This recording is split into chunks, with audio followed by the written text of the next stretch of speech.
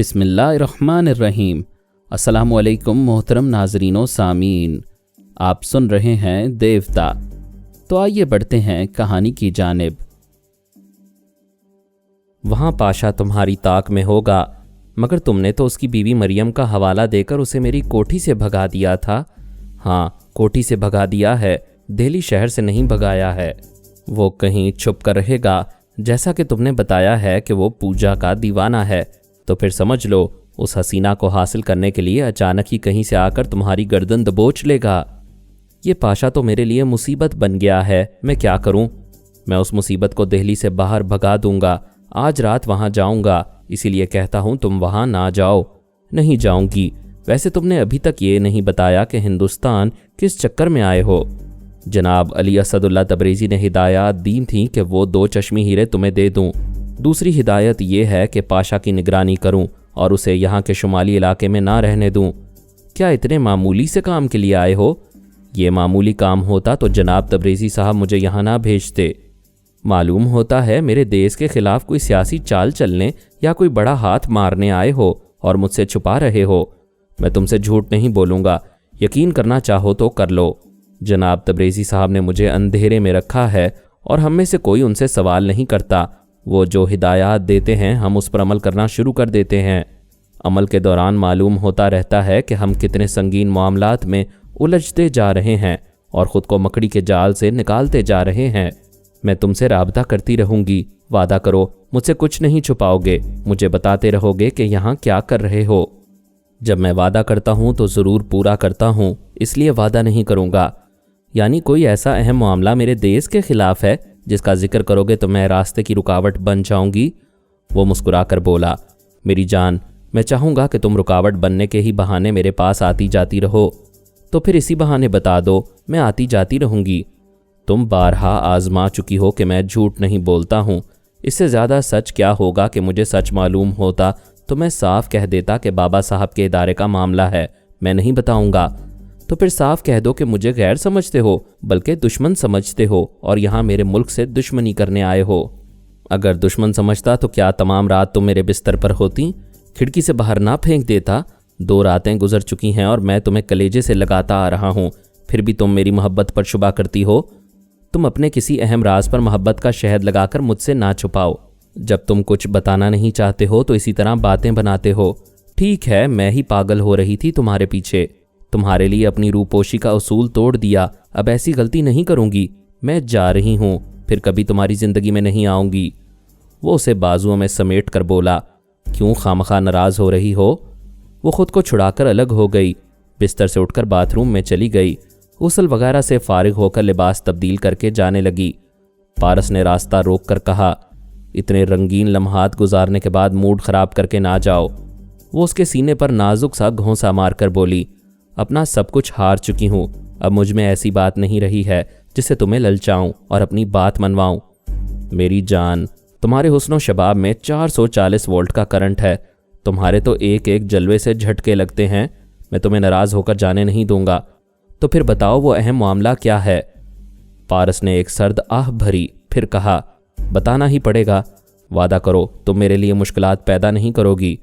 وعدہ کرتی ہوں، میری ضرورت پڑی تو تمہارا ساتھ دوں گی۔ تم بڑی چلاکی سے بات بدل کر وعدہ کر رہی ہو، میرا ساتھ دینے کا نہیں، میرے راستے میں مشکلات پیدا نہ کرنے کا وعدہ کرو۔ ٹھیک ہے، اصل بات بتاؤ۔ اب بھی تم صاف الفاظ میں وعدہ نہیں کر رہی ہو، میں دیکھنا چاہتا ہوں کہ میرے معاملے میں تم کس حد تک زبان کی پابند رہتی ہو۔ وہ دل ہی دل میں بولی، میں صرف تمہارے معاملے میں زبان کی پابند رہوں گی، لیکن اپنے دیس کے معاملے میں زبان کی پابند نہیں رہوں گی۔ پھر وہ زبان سے بولی، میں صاف لفظوں میں وعدہ کر رہی ہوں کہ تمہارے لیے مشکلات پیدا نہیں کروں گی، اب بولو۔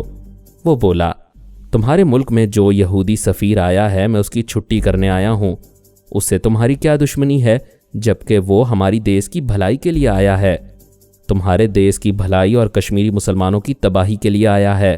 وہ یہاں بیٹھا کشمیر کے معاملے میں بین الاقوامی رائے عامہ کو بھارت کے حق میں ہموار کر رہا ہے، پاکستان کے چند سیاستدانوں کو اقتدار کا لالچ دے کر خرید رہا ہے اور کشمیری مجاہدین کو ملنے والی بیرونی امداد سے محروم کر رہا ہے۔ تمہیں کشمیر سے کیا لینا ہے؟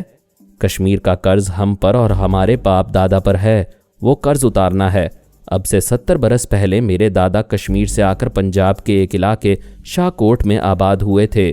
وہاں میرے پاپا فرہاد علی تیمور پیدا ہوئے۔ اب تم سمجھ سکتی ہو کہ ہماری رگوں میں جو لہو دوڑ رہا ہے وہ جنت ارضی کشمیر سے آیا ہے۔ کیا اب تک یہ لہو تمہاری رگوں میں منجمد تھا؟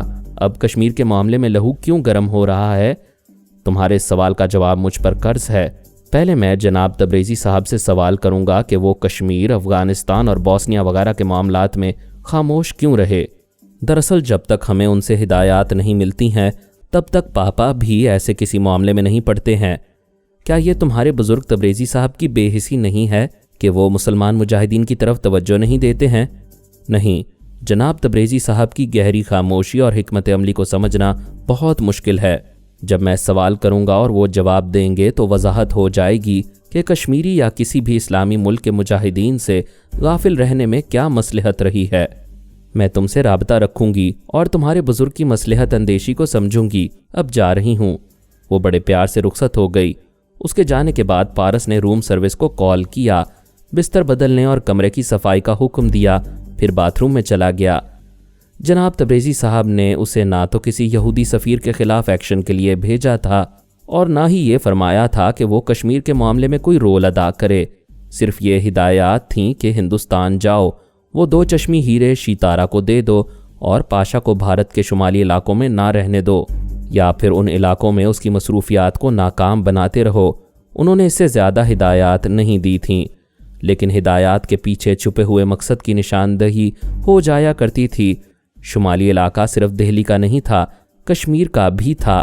پھر وہ سر پھرا پاشا حسین عورتوں کے چکر میں کشمیر کی طرف جا سکتا تھا۔ میری اور میری فیملی کو دنیا جہان کے مسائل میں مصروف رہنا پڑتا ہے۔ جس ملک میں جاتے ہیں ادھر کے مسائل اپنی طرف کھینچ لیتے ہیں، پھر دوسرے اسلامی ممالک کی طرف دھیان نہیں جاتا۔ یا پھر جناب تبریزی صاحب کی ہدایات نہیں ہوتی، وہ صرف اتنا فرماتے ہیں کہ فلاں ملک چلے جاؤ، مقصد بیان نہیں کرتے، لیکن وہاں پہنچ کر مقاصد خود بخود واضح ہوتے رہتے ہیں۔ پارس بھی ہندوستان آیا تو سب سے پہلے کشمیر نے اسے اپنی طرف کھینچا، پھر دادا کے خون کی کشش اور دینی جذبہ بھی کار فرما تھا۔ دراصل افغانستان کی کامیاب جد و جہد اور سپر پاور رشیا کے خاتمے کے بعد امریکہ اس تشویش میں مبتلا ہو گیا ہے کہ افغانستان اسلامی جذبے سے آزاد ہوا ہے اور اسے روس کے چنگل سے نکالنے کے لیے کتنے ہی اسلامی ممالک متحد ہو گئے تھے۔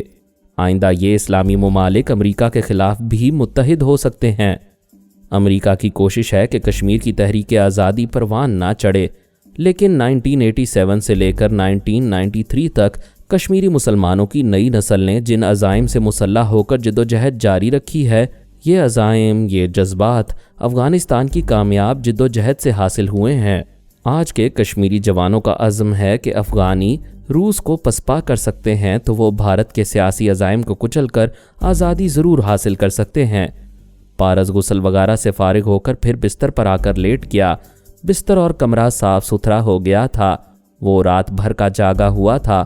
نیند پوری کرنے کے بعد وہ ہوٹل چھوڑ کر جانے والا تھا۔ ٹیلی فون کی گھنٹی بجنے لگی۔ اس نے ریسیور اٹھا کر کہا، ہیلو، پریم کمار بول رہا ہوں۔ جناب، 4 بجے والی دہلی کی فلائٹ میں سیٹ ہو گئی ہے، میں یہاں ٹکٹ کے ساتھ موجود رہوں گا۔ ٹھیک ہے، میں وقت پر آ جاؤں گا۔ اس نے ریسیور رکھ دیا۔ چاروں شانے چت لیٹ کر چھت تکنے لگا اور تصور میں جناب علی اسد اللہ تبریزی کو دیکھنے لگا۔ انہیں دیکھتے دیکھتے آنکھیں بند ہونے لگیں۔ وہ گہری نیند میں ڈوبتا چلا گیا۔ تب وہ خواب کی دنیا میں مجسم ہو کر آئے۔ انہوں نے کہا، ہاں، اس سوال کا جواب قرض ہے کہ ہم اسلامی ممالک میں جا کر ان کے کام کیوں نہیں کرتے ہیں، جبکہ بابا صاحب کا ادارہ علوم و فنون اور غیر معمولی صلاحیتوں کا مسکن ہے۔ ہم سپر پاور سے کم نہیں ہیں، ہمیں مسلمانوں کے کام آنا چاہیے، لیکن اللہ تعالیٰ سے بڑی کوئی طاقت نہیں ہے۔ کیا تم سوال کرو گے کہ اللہ تعالیٰ ان مسلمانوں کے کام کیوں نہیں آتا؟ نہیں، خدا سے سوال کرو گے تو جواب نہیں ملے گا۔ اس معبود نے عقل دی ہے کہ جواب خود سمجھو۔ تم خدا کو ماننے اور سمجھنے والی زندگی گزار رہے ہو، پھر خدا کی قدرت کو، انسانی عمل اور رد عمل کو اور سزا و جزا کے قدرتی اصولوں کو کیوں نہیں سمجھتے؟ کیا اتنی سی بات سمجھ میں نہیں آتی کہ دین پر قربان ہونے والے، آزادی کے لیے مر مٹنے والے مجاہدین سر سے کفن باندھ کر جہاد کرتے ہیں؟ اور بڑے بڑے اسلامی ممالک دور سے ان کے شہید ہونے، ان کے گھروں کے جلنے اور مسلمان عورتوں کی آبرو لٹنے کا تماشا کیوں دیکھ رہے ہیں؟ ایسی کیا بات ہے کہ وہ مجاہدین کو زکوٰۃ دیتے ہیں مگر فوجی امداد نہیں دیتے؟ ان کے لیے راشن اور دوائیں بھیجنے سے پہلے امریکہ سے اجازت طلب کرتے ہیں۔ ماضی میں اسلامی ممالک افغانستان کے جہاد آزادی کے لیے متحد نہیں ہوئے تھے، بلکہ امریکہ کے حکم سے روس کو بھگانے کے لیے ایک پلیٹ فارم پر آئے تھے۔ یہ اتحاد کشمیر کے لیے نہیں ہوا، بوسنیا کے لیے نہیں ہوا، آج تک فلسطین کی آزادی کے لیے بھی نہیں ہوا۔ یہ عام مسلمان جو امیر کبیر نہیں ہیں، غریب ہیں، ایمان اور آزادی کے لیے صرف اپنے حوصلوں سے لڑ رہے ہیں۔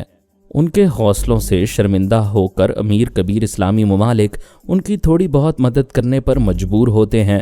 سوال پیدا ہوتا ہے کہ ہم کیا کر سکتے ہیں؟ ہم ایک طرف سے مدد کرتے ہیں، دوسری طرف سے مسلمانوں میں منافق پیدا ہو جاتے ہیں۔ مسلمان رہنما، سیاستدان اور حکمران اپنے اپنے ملک اور قوم کا سودا کرتے ہیں اور مجاہدین کی قربانیوں پر پانی پھیرتے رہتے ہیں۔ ہر عمل کا حساب ہوتا ہے، جلد یا بدیر قدرت کی طرف سے سزا ملتی ہے۔ ہم اللہ والے اسی رب کریم کے فیصلے کے منتظر رہتے ہیں اور اتنی ہی جد و جہد کرتے ہیں جتنی لازمی ہوتی ہے۔ اگر فرہاد ٹیلی پیتھی کے ذریعے ساری دنیا پر حکمرانی کرنا چاہے تو نہیں کر سکتا۔ پوری دنیا پر صرف خدا کی حکمرانی ہے اور رہے گی۔ اگر فرہاد چاہے کہ وہ کسی سپر پاور کے فوجی اور ایٹمی راز ظاہر کر دے تو وہ ایسا کر نہیں سکتا، کیونکہ بھیدوں کا کھولنے والا وہی ایک ہے۔ پارس، اس لیے میں تمہارے باپ کو اور اپنے عام ٹیلی پیتھی جاننے والوں کو ایسے تمام انتہائی اقدامات سے روکتا ہوں جو حد سے بڑھنے والے ہوتے ہیں، کیونکہ ہر عمل کی ایک حد ہے، اس حد کے بعد اللہ کی رضا پر راضی رہنا چاہیے۔ لہٰذا تم شمالی بھارت میں رہ کر کشمیر کے مجاہدین کے کام آؤ گے، لیکن اپنی حد سے تجاوز نہیں کرو گے۔ ہو سکے تو مجاہدین کے ساتھ رہو اور بڑے اسلامی ممالک کو اپنے عمل سے شرمندہ ہونے اور سوچنے پر مجبور کرو۔ میری طرف سے اپنے کسی ٹیلی پیتھی جاننے والے کو اجازت نہیں ہے کہ وہ کسی موقع پر تمہاری مدد کے لیے آئیں۔ کشمیری جوان یوں جہاد کر رہے ہیں کہ بعض اوقات ان کے پاس ہتھیار بھی نہیں ہوتے۔ میں نے تمہیں بھی تمام ہتھیاروں سے خالی کر کے یہاں بھیجا ہے۔ تم کشمیری ہو، لہٰذا بے یار و مددگار کشمیریوں کی ہی طرح وہاں رہو۔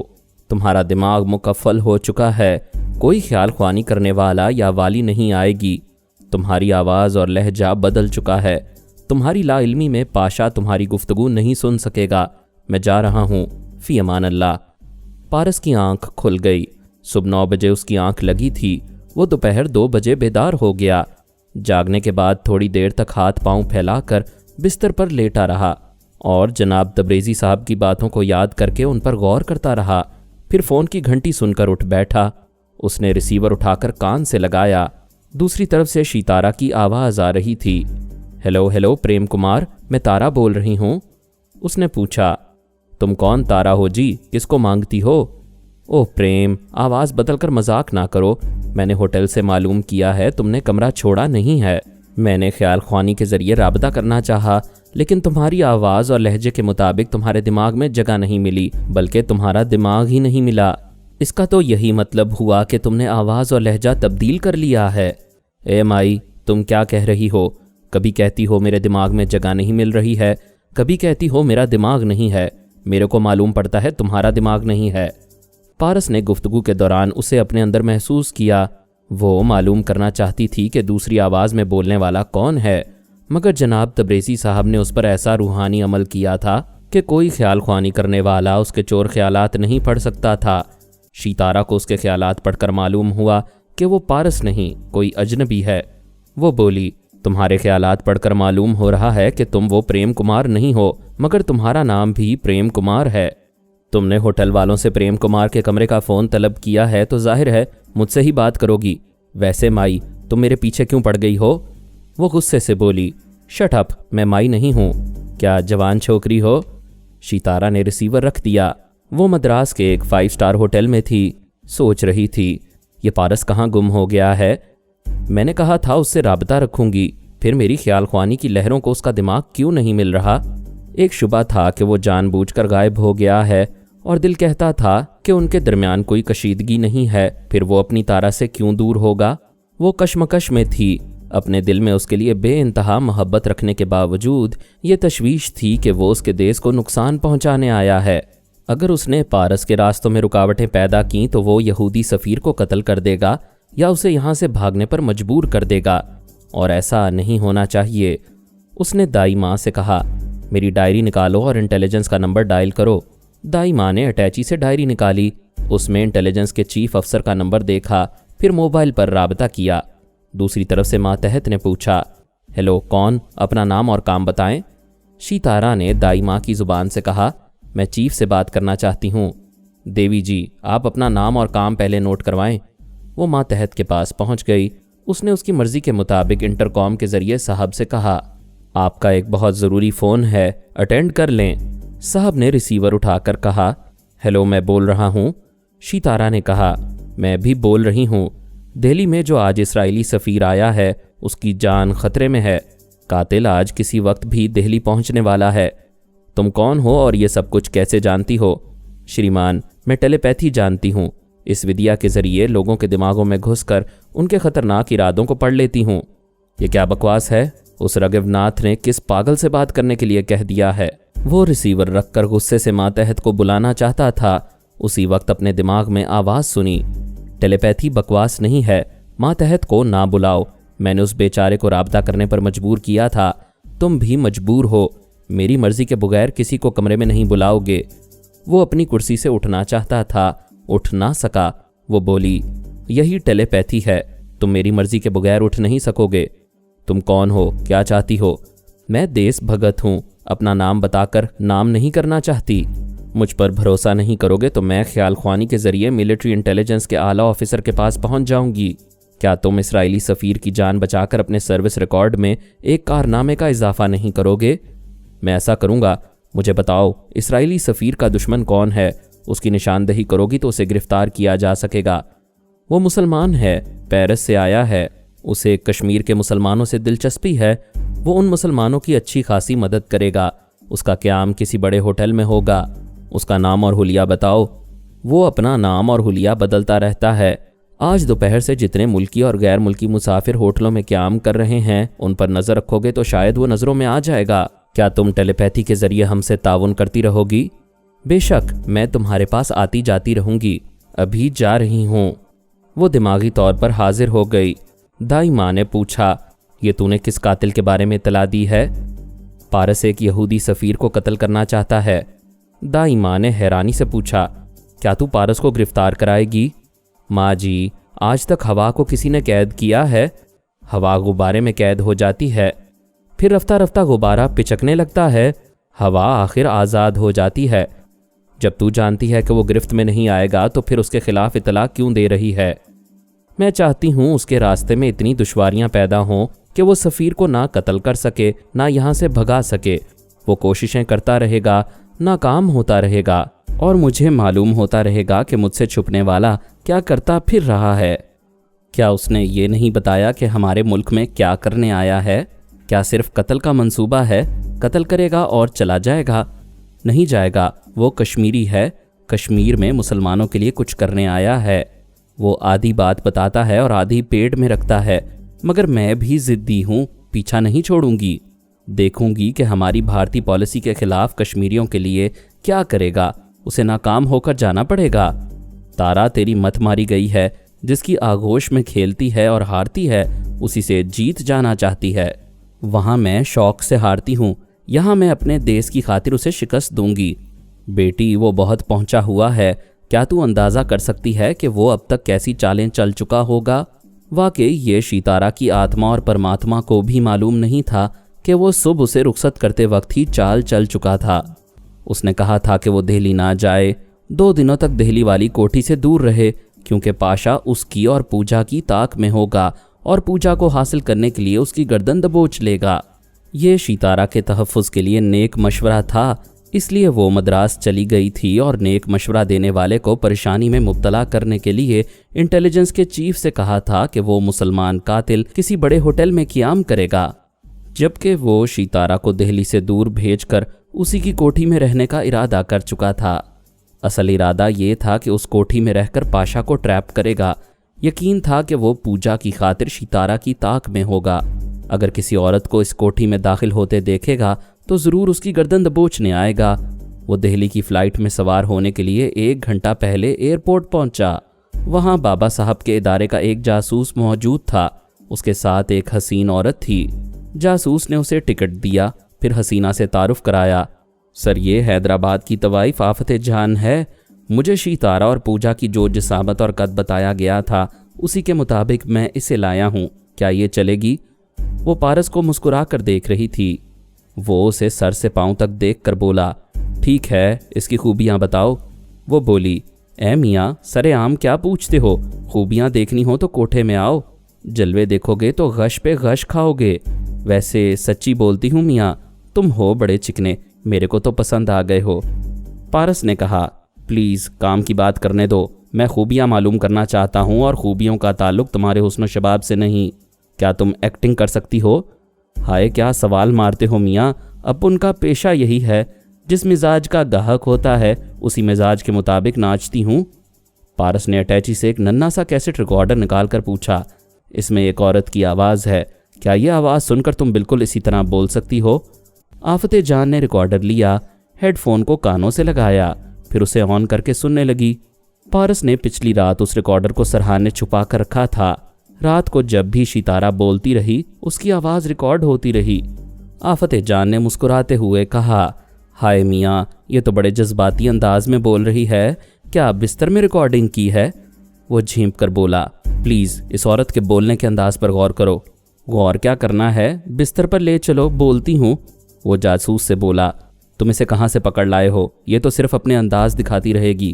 جاسوس نے کہا، یہ غضب کی نقال ہے، کئی کرداروں کی آوازیں نکال کر ریڈیو کے ڈرامے کرتی ہے۔ پھر اچانک ہی شیتارا کی آواز سن کر پارس چونک گیا۔ آفت جاں بالکل اسی آواز اور لہجے میں بول رہی تھی، ہائے پارس، تم نے کیا جادو کر دیا ہے، تم سے دور رہ کر بستر پر کروٹیں بدلتی رہتی ہوں، اسی زہریلے نشے کی طلب ہوتی ہے تو میں خیال خوانی کے ذریعے تمہارے پاس پہنچ جاتی ہوں۔ ویسے میاں، یہ خیال خوانی کیا بلا ہے؟ پارس نے اس سے ریکارڈر چھین کر کہا، میں مطمئن ہوں تم بہترین نقال ہو، چلو فلائٹ کا وقت ہو رہا ہے۔ جاسوس نے کہا، سر وہ دوسری عورت دہلی والی کوٹھی میں پہنچ جائے گی، آپ کا نیا پاسپورٹ اور نئے شناختی کاغذات بھی وہیں ملیں گے۔ وہ جاسوس سے رخصت ہو کر آفت جان کے ساتھ چلتا ہوا کاؤنٹر پر آیا، وہاں سے 2 بورڈنگ کارڈز حاصل کیے۔ آفت جان اس سے لگی ہوئی تھی، چلتے وقت اس کے ہاتھ میں ہاتھ ڈال کر چل رہی تھی۔ پارس نے کہا، تمہیں میرے ساتھ چپک کر رہنے کا معاوضہ ادا نہیں کیا گیا ہے، تم ذرا دور بھی رہ سکتی ہو۔ وہ بولی، واہ چکنے میاں، کیا دور رہنے کے لیے مجھے 30,000 روپے دیے گئے ہیں؟ تمہیں صرف ایکٹنگ کرنی ہے، تم نے کیسٹ کے ذریعے جو آواز سنی ہے اسی آواز اور لہجے میں بولتی رہو۔ وہ شیتارا کے انداز میں بولنے لگی۔ دونوں طیارے میں آ کر بیٹھ گئے۔ جب طیارہ فضا میں پرواز کرنے لگا تو وہ بولی، کیا میں قابل نفرت ہوں؟ اس نے پوچھا، ایسا کیوں سوچ رہی ہو؟ کیوں نہ سوچوں، میں تم پر ہاتھ رکھتی ہوں تو میرا ہاتھ ہٹا دیتے ہو، کیا میں گندی ہوں؟ تم فضول باتیں سوچتی ہو، ذرا فاصلہ رکھنے کا یہ مطلب نہیں ہے کہ تم قابل نفرت ہو۔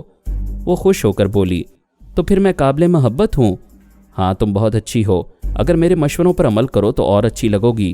بولو میاں، میں ساری عمر تمہارے مشوروں پر عمل کرتی رہوں گی۔ سچی بولتی ہوں چکنے، تمہاری طرف دل کھچا جا رہا ہے، میرے سینے پر ہاتھ رکھ کے دیکھو، دل کتنی تیزی سے دھگڑ دھگڑ کر رہا ہے۔ دھگڑ دھگڑ نہیں، دل دھک دھک کرتا ہے۔ ہندی میں اپنے یار کو دھگڑ کہتے ہیں، یہ دل تمہیں دھگڑ دھگڑ کہہ رہا ہے۔